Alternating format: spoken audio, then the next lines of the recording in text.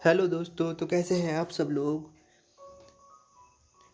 मेरा नाम प्रीत कुमार राव है और मैं फैकल्टी लेक्चरर या एजुकेटर हूँ।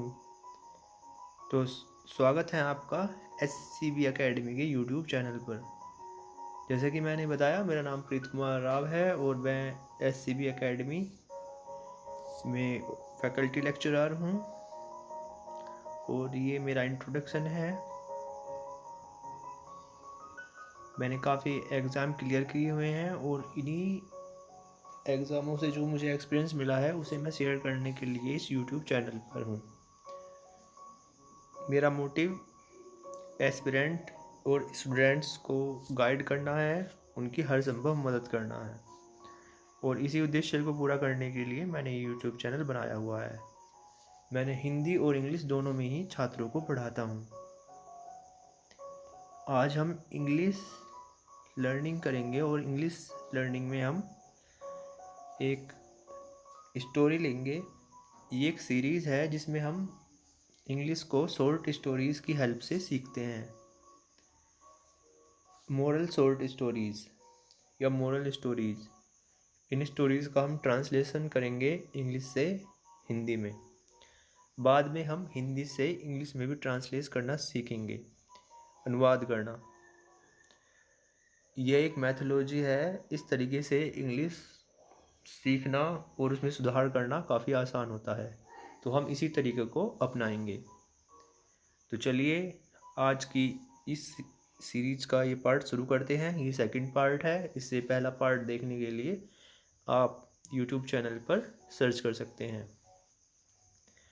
तो चलिए आज का जो स्टोरी है वो देखते हैं। तो जो हमने आज स्टोरी ली है वो ली है द टोरटॉइज एंड द हेयर। ये एक बहुत फेमस कहानी है जो आपने सुनी होगी, बचपन से ही हम सुनते जा रहे हैं। द टोरटॉइज एंड द हेयर, कछुए और खरगोश की कहानी। टोरटॉइज मतलब कछुआ और हेयर मतलब खरगोश। तो आपको आइडिया हो गया होगा ये कौन सी कहानी है। हाँ, ये वही कहानी है जिसमें दोनों की रेस होती है। तो उसी कहानी को आज हम ट्रांसलेट करेंगे। इससे हम काफ़ी सारे नए वर्ड सीखेंगे इस कहानी में, और हमें कुछ सेंटेंस का जो स्ट्रक्चर है वो भी पता चलेगा, और हमारी जो इंग्लिश है वो भी सुधरेगी। तो शुरू करते हैं इस कहानी को।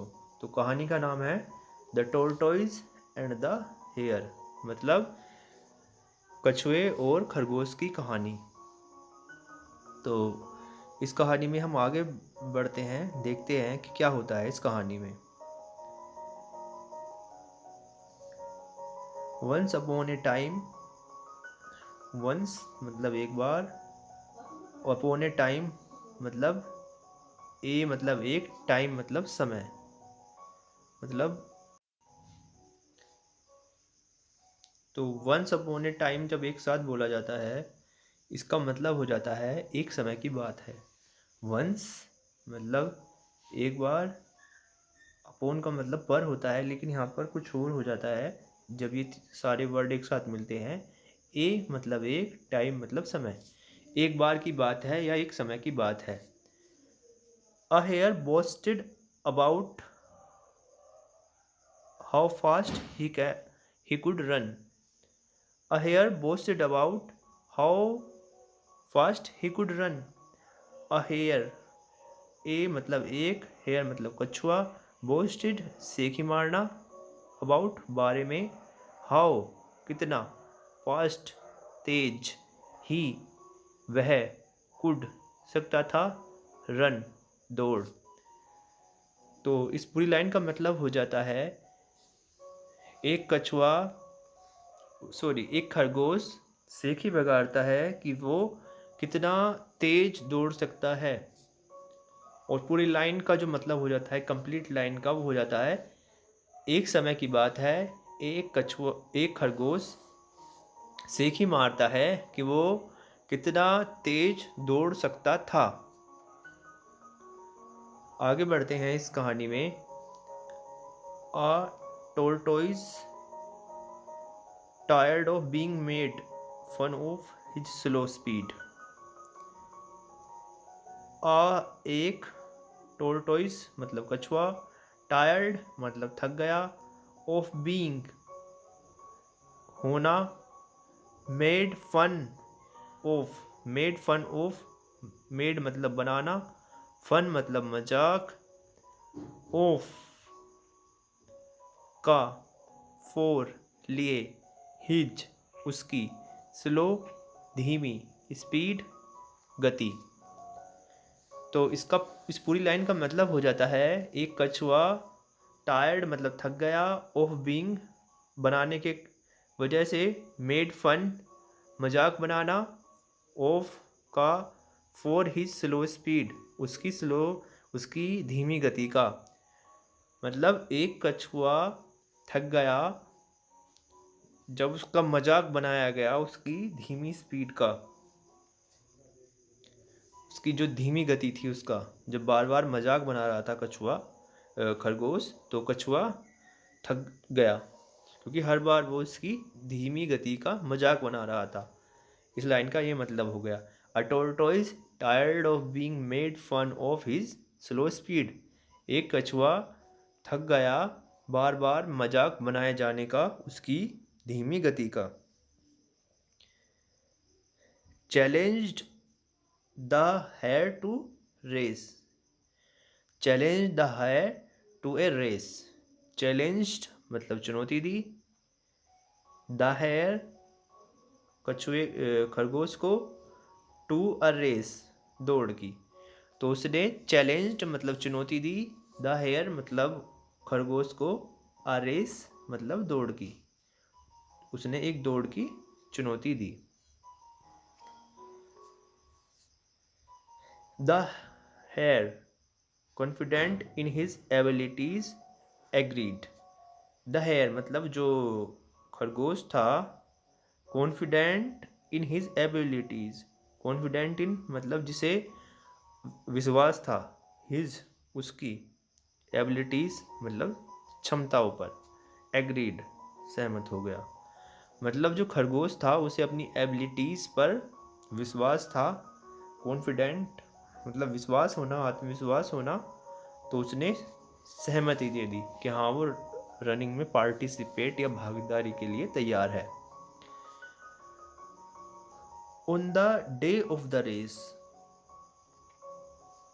ऑन मतलब पर, द डे दिन, रेस दौड़, ऑफ का मतलब जो दौड़ का दिन था। द हेयर रैन अहेड, जो खरगोश था, द हेयर रेन दौड़ा, अहेड आगे, मतलब द हेयर रेन अहेड मतलब कछुआ आगे दौड़ा, मतलब दौड़ में आगे निकल गया वो। एंड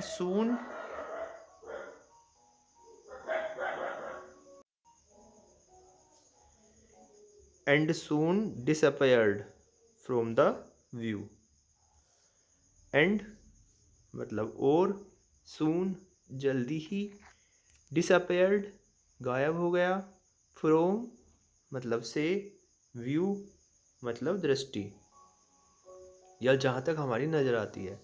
तो इसका मतलब हो जाता है, on the day of the race जो दौड़ का दिन था, द हेयर कछुआ, रैन अहेड आगे दौड़ा, एंड और, सून डिसअपेयर्ड फ्रॉम द व्यू जल्दी ही जो व्यू था दृष्टि उससे गायब हो गया, मतलब दिखाई देना बंद हो गया, जल्दी ही वो आगे इतना दौड़ा। आगे बढ़ते हैं इस कहानी में, देखते हैं क्या होता है। He became so confident in his victory, he वह, बिकेम बन गया, सो इतना, कॉन्फिडेंट आत्मविश्वासी, इन में, हिज उसकी, विक्ट्री विजय में।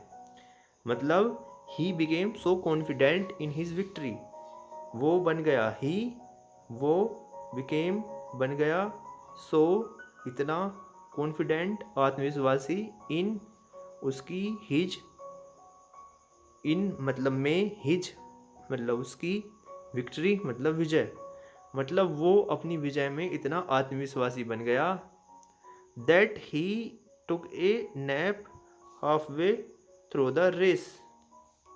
दैट की वह, उसने, टुक लिया, अ नेप, ए मतलब एक, नेप मतलब झपकी, हाफ वे, हाफ मतलब आधा रास्ता, वे मतलब रास्ता, हाफ वे मतलब आधे रास्ते पर, थ्रू, थ्रू मतलब दौरान, द रेस दौड़ में। He took a nap halfway through the race. He उसने लिया, अ नेप एक झपकी, हाफ वे आधे रास्ते पर, थ्रू द रेस रेस के दौरान, दौड़ के दौरान। He became he became so confident in his victory, वह अपनी विजय में इतना आत्मविश्वासी हो गया दैट की ही टुक ए नैप, उसने एक झपकी ली, halfway through the race बीच रास्ते में ही, दौड़ के दौरान। मीनवाइल, मीनवाइल मतलब इस उसी दौरान। The tortoise continued at his steady pace. The tortoise मतलब कछुआ, कंटिन्यूड जारी रहा, एट उसी, हिज उसकी, स्टेडी मतलब लगातार, पेस मतलब गति। तो इस लाइन का मतलब हो जाता है कि कछुआ जारी रहा अपनी उसी लगातार स्पीड पर, जो भी धीमी स्पीड थी उसी पर वो लगातार जारी रहा।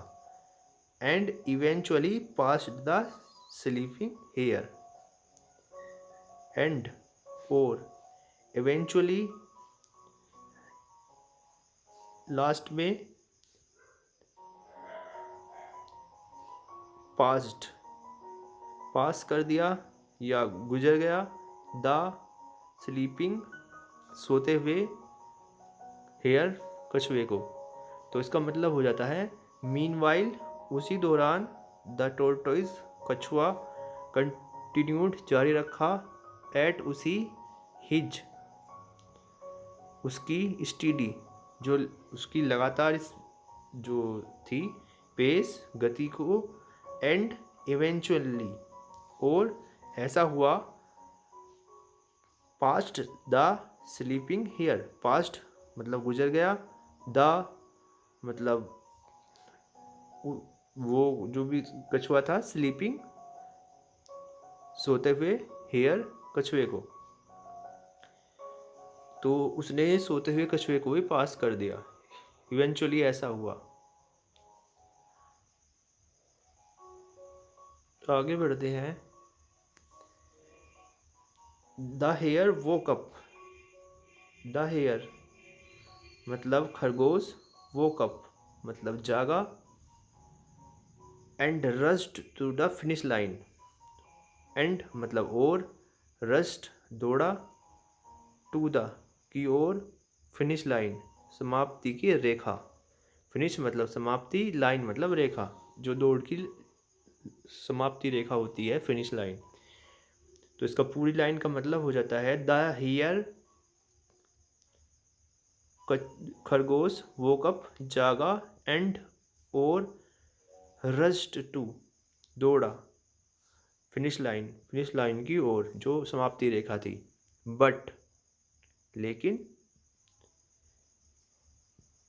इट वह, वाज था, टू लेट, टू का मतलब यहाँ हो जाता है बहुत ज़्यादा, लेट मतलब देरी, देरी से। तो इस पूरी कंप्लीट लाइन का जो मतलब हो जाता है वो हो जाता है द हेयर खरगोश वोकअप जागा, एंड और, रज्ड दौड़ा, टू द फिनिश लाइन समाप्ति रेखा की ओर। बट लेकिन, वह, इट मतलब वह, वज मतलब था, टू मतलब बहुत ज़्यादा, लेट मतलब देर, देरी से। मतलब खरगोश जागा और अपनी फिनिश लाइन की ओर जो है वो दौड़ा, लेकिन वो बहुत ज़्यादा लेट था। The tortoise had already won the race. The tortoise मतलब the tortoise had already won the race. The tortoise मतलब वो कछुआ, हैड हैड मतलब यहाँ पे हेल्पिंग वर्ब है, ऑलरेडी पहले ही, वोन जीत चुका था, द रेस दौड़ को। तो इसका मतलब हो जाता है वो कछुआ पहले ही उस दौड़ को जीत चुका था। The tortoise had already won the race.